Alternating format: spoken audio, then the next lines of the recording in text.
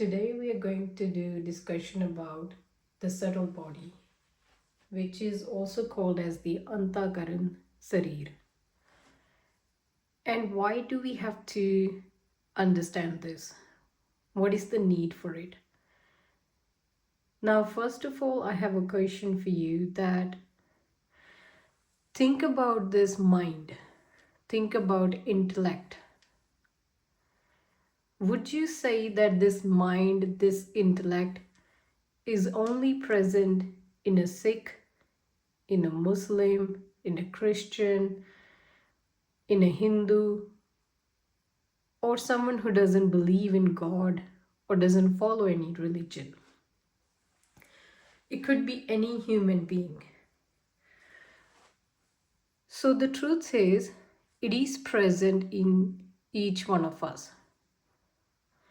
And as human beings, we have this intellect, which we can do discussion of. We can reflect on things. We can take pause in our life and do vichar of that. So that's exactly what we are doing today. We are going to understand our own self. First of all, it's important to understand by breaking everything into small and bits pieces, into sections. Now we all know, we say things like, my mind is at peace, my mind is restless, I'm overthinking, I'm feeling joyful, I'm feeling emotional, I'm feeling happy, I'm feeling sad, I'm experiencing joy or suffering. So most of us, definitely we have experienced all these things. And that's why it's so important to understand, first of all, who we are. And in order to understand who we are, we need to understand mind as well. We need to know what mind is really. So that's why physical body, as we can see, we all know the physical body that we have. But within the physical body, there is the subtle body. So let's go through this information. The mind, which is called man, so it's a combination of thoughts. Now it has desires in it. The mind says, I want this or I don't want this. And it's always, there are constant thinking, thoughts being formed there. Now, when you were born, at certain age, your parents gave you this information that this is your name. So obviously, when you're born, the parents say, this is your name, I'm your mother, I'm your father, these are your relatives, and this is the house you live in. So what's happening here is all the information is being sent to the mind. From birth to whatever age you are right now, you have been given this information. And how is this information being processed? We call it's called Gyan Indriya, the senses. So all this information that's perceived, it's either we look at things, we hear about it. Now, let's say even for this video, you're listening to this information. And chances are, while you're listening to this video, this information, your mind is already constantly saying something. So let's take a very practical example. While you're listening to my voice, watching this video through your eyes, your intellect is already deciding whether this is useful to you, whether I need to watch it, is it boring, why do I have to watch it? I'm gonna skip this video. Or it might be saying, you know what, I'm gonna continue watching this video. Let's see what this is about. So that decision making is already happening as we are talking. And that's one part of the subtle body, which is the decision making capacity. Now notice this, we're always doing this. From a very young age to whatever age you are, we are constantly thinking, then we are making decisions. And whatever decisions, whatever impressions that have been left on the mind, and what are those impressions? Those impressions are the thoughts, the information being sent through the senses, all these senses, the nose, the tongue, the skin, all the experience getting recorded. It's like leaving an impression. And when, let's say, someone gives you a compliment, someone behaves very nicely to you, the mind starts doing chintan of it. And when it's constantly thinking, it's getting stored as a memory. So the next time you meet that person, your mind is instantly, there's a high chance mind is going to like that person. Because that person maybe acted very nicely with you. That person could be of certain race, color, background, gender. But notice how you instantly will feel comfortable with that person. But let's say someone doesn't say something nice to you, or they say something that's rude. That's again the same thing is going to happen. The mind is going to start thinking about it. That person said this to me. They said all these horrible things. And it's going to get stored as the memory, as the storage.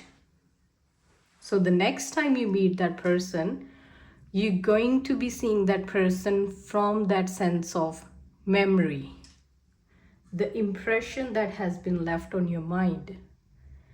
So next time you're going to meet the person, either you're going to avoid them or you're going to feel discomfort. Let's say the person has changed, or you meet someone, let's say you have gone through a situation where someone from a certain background acted very rudely towards you. So next time you meet that person, you're constantly, even if that person, let's say, has changed, you're still experiencing that person from that memory. And why is that? Because the mind was constantly thinking, and then it stored itself in the memory. Now, in whatever age you are, if I ask you, can you tell me what was your childhood like? Did it even happen? Obviously, you'll say that, yeah, I was there, it happened. I had a childhood and it was like this.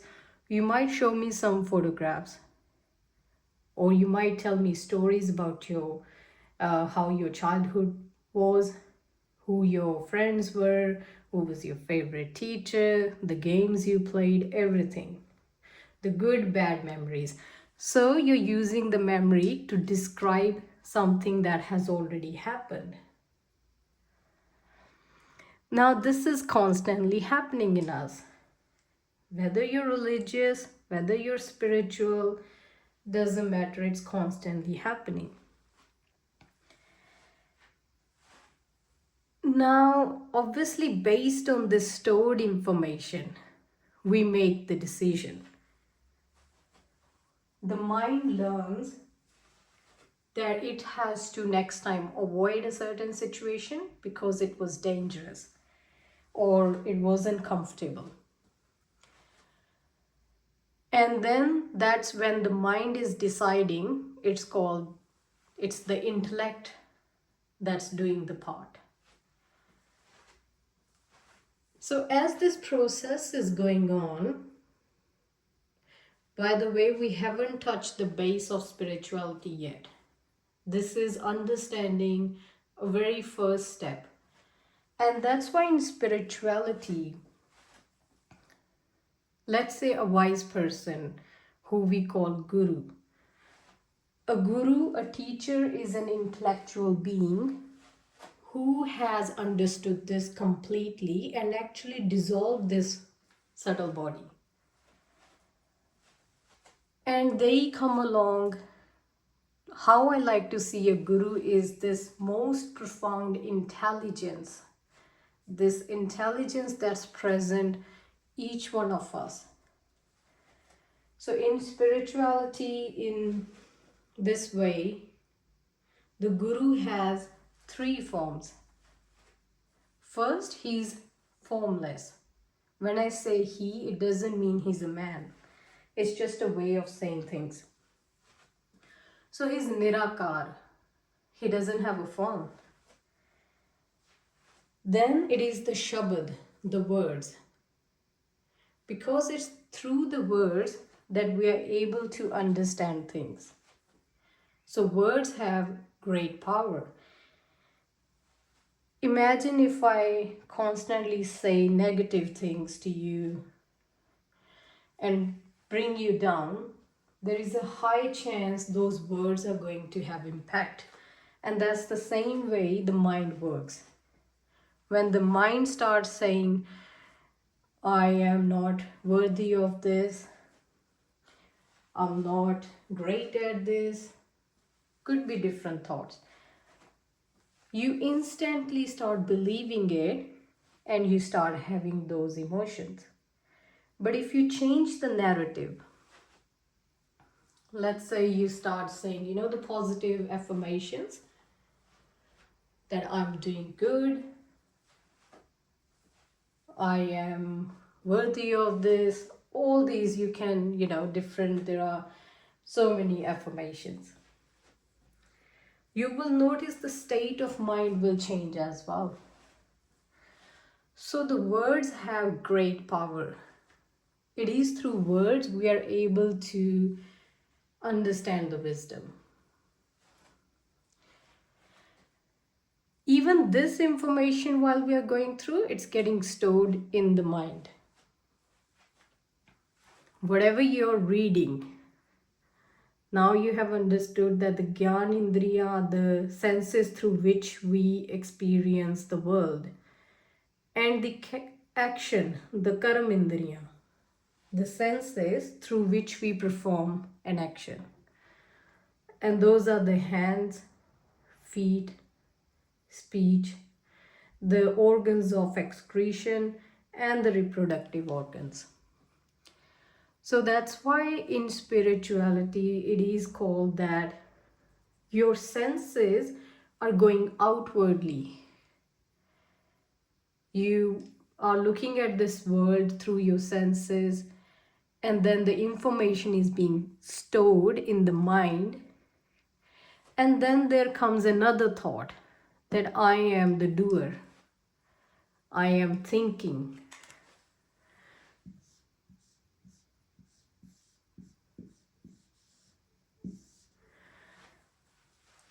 So this is a very interesting word. This word, look at this sentence. Say it in Punjabi, Hindi, English, whatever. But what's happening here is a thought is coming. I am the mind. I'm a good person. I'm a bad person. I'm good at this. I'm not good at that. I have a family. I have friends. I don't like this person. I really like this person. So this is constantly happening as well. The intellect is doing, I'm going to do this or I'm not going to do this. And again, this is getting stored. So this I am in Gurbani, Maharaj says, Haume dhirag rog hai, daru pi ismahe. That this home, this I am, the sense of me, is the utmost disease. You know, we talk about diseases all the time. We talk about physical health, mental health, but very rarely we are talking about this disease. And why is it important to talk about this, Home?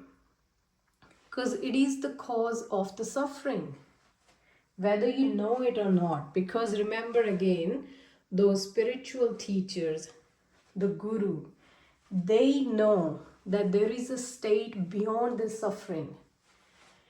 Let me ask you a question. Don't you want to be at peace 24/7? If given you, let's say,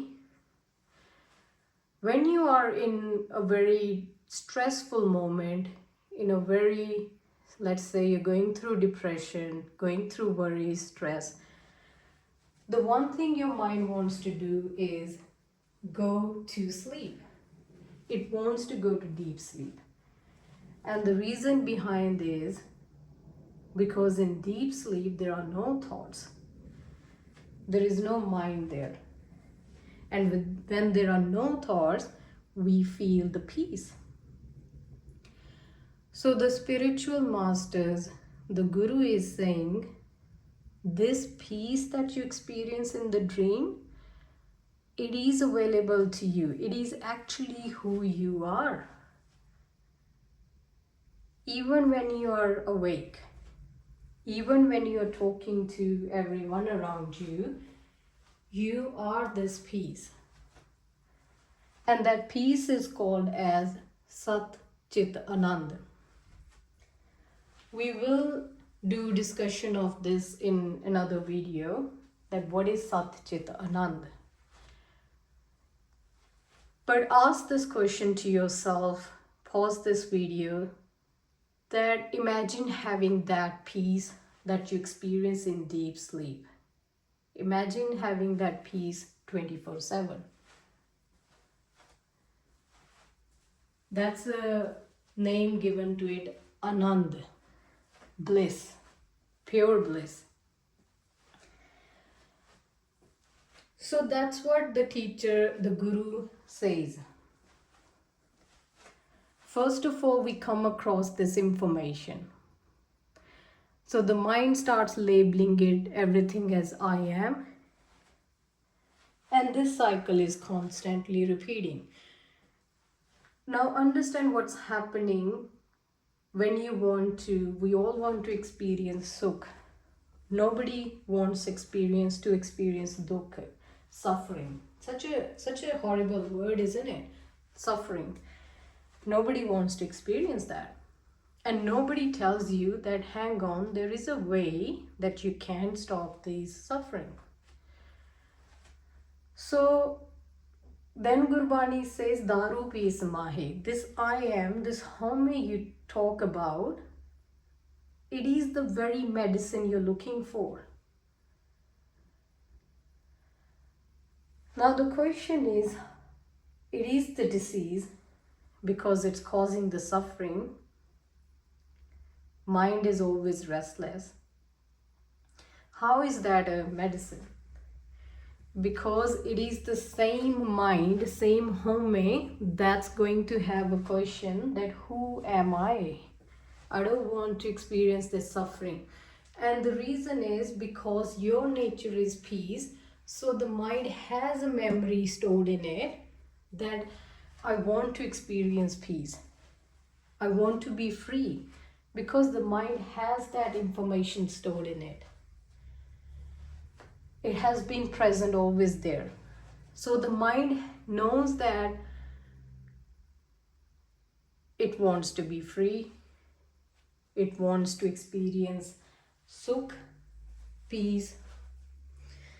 So the I am starts questioning it, right? So a question comes. And that's the exact reason why we go to Gurudwara, why we go to Guru Kar, why we go to temple. Notice when you're praying or you're meditating, let's say you're not religious, you don't go to Gurudwara, temple, but let's say you're meditating. What's happening in meditation? So any one of you who has experienced peace in meditation, what's happening is the mind has become still. So when the mind becomes still, you experience your own self. And this self has been known by so many names. This self is present everywhere in everyone. And that's why Gurbani says, Daru pees mahir, this is the very medicine you're looking for.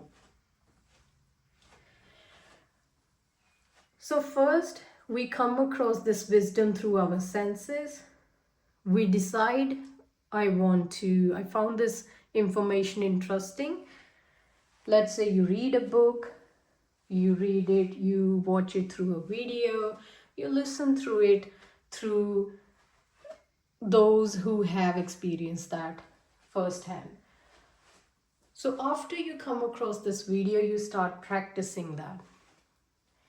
So that's why it's important that the senses start going inwardly. So that's why we sit when we meditate, so that we can allow the mind to not be distracted by outwardly things. Now there are two ways as well about this, but it is important for the mind to first of all understand why it needs to be still. And a very simple example is as well, let's say you want to buy a car. You will notice, let's say you come across your favorite car. It could be anything. It could be your favorite dress, anything that you like. You have a look at that. You see that thing through your eyes. So do you see how the cycle is happening? You see that information through the eyes. The mind starts doing chintan, the thinking that I want that thing. I wish I had that car, or I wish I had that dress, or I wish I had that job, or I wish I had this. So this is constantly going on as well. That's what we call the desires. And then the intellect starts deciding, how do I get it? Do I save this much money? Do you take a loan? If it's an expensive car, you might think about it. And when you finally, what you do, you come up with a plan that I'm gonna save this much money. I'm gonna buy my favorite car. You save that, you buy that thing. And for some time, for a very short period of time, you experience joy. Now, the reason again you are experiencing joy after achieving that thing, after obtaining that thing, is because the mind became still again. So instead of wandering here and there, the mind achieved its goal, and then for a very short period of time it becomes still. But then again, after some time, that excitement fades away and the mind starts wandering again. So again, I would say take a pause here and ask yourself isn't that what's going on? So when it happens in that way, the cycle is going on. And let's say someone takes away that car from you. Let's say you're not able to pay that debt. Let's say someone hits you or scratches the car. You obviously experience stress because that thing that you attached yourself to got destroyed or was taken away from you. And in that moment you experience dukh, pain, suffering. And again this cycle is going on. But the truth is, there is a way to not experience this cycle. And that is where it's so important to know this I. It is the mind that's experiencing dukh and sukh. It's deciding and storing everything. It is the mind that's calling itself as I am the doer, I am the thinker. Beyond this is the self, which we call as Atma, Paramatma, the consciousness. Now let's say when you go to sleep, you have a dream. And let's say you have a bad dream. Then chances are when you wake up, you're gonna say, it was such a bad dream, I don't want to experience it again. Or let's say then you have a very nice dream. Then you're gonna wake up and you're gonna say, it was actually a very nice dream. I want to go back to sleep so I can experience it again. So in the same way, let's say after you have a deep sleep, the next day you wake up, something in you tells you that you had a great sleep. You wake up and you say, I had an amazing sleep. I didn't know where I was sleeping. ਮੈਨੂੰ ਪਤਾ ਹੀ ਨਹੀਂ ਲੱਗਾ body ਕਿੱਥੇ ਸੀ, ਮਤਲਬ ਮੈਂ ਕਿੱਥੇ ਸੀ, ਤੇ ਬੜੀ ਵਧੀਆ ਨੀਂਦ ਆਈ, right? We say these things. Now there is the self that's telling you, there is something in you that's telling you, that intelligence, that you had a deep sleep. And that's what Atma is. That same consciousness is always present. That's why the home has become the medicine, because from the worldly distractions, the home has become tired. It doesn't want to suffer anymore. It doesn't want to be happy one day. It doesn't want to be sad the next moment. It doesn't want to be frustrated. Think about it. Think about, I want you to genuinely stop this video and think that, are you experiencing peace right now? How is your mind right now? Are there any worries, or is your mind absolutely still in a blissful state? Notice what the mind is doing.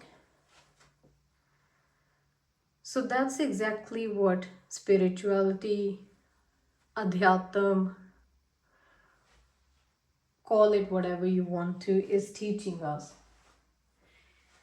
And we have been given this, we have this beautiful opportunity, because just like how we are discussing through this video, we can do discussion about it, we can read Gurbani, we can read those spiritual texts, we can talk to those people who have experienced this thing, and we can escape this cycle of dukh and sukh.